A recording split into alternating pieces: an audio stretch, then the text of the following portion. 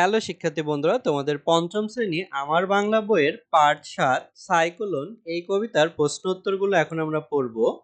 দেখো, ক, কবিতায় কোন প্রাকৃতিক দুর্যোগের কথা বলা হয়েছে?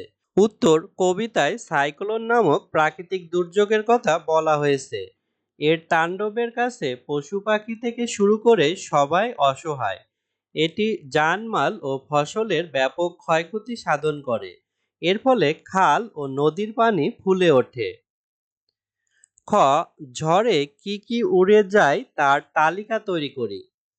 উত্তর, সাইক্লোন কবিতায় ঝড়ে যা যা উড়েছে তার তালিকা নিম্নরূপ: ১, চাল, ডাল, গরু, মোষ, খই, বই, পাজি বা পঞ্জিকা। গ, চম্পাবতীর কেশ জলে ভাসছে কেন? উত্তর, প্রাকৃতিক দুর্যোগগুলোর মধ্যে অন্যতম ভয়ঙ্কর ও ধ্বংসাত্মক হল সাইক্লোন।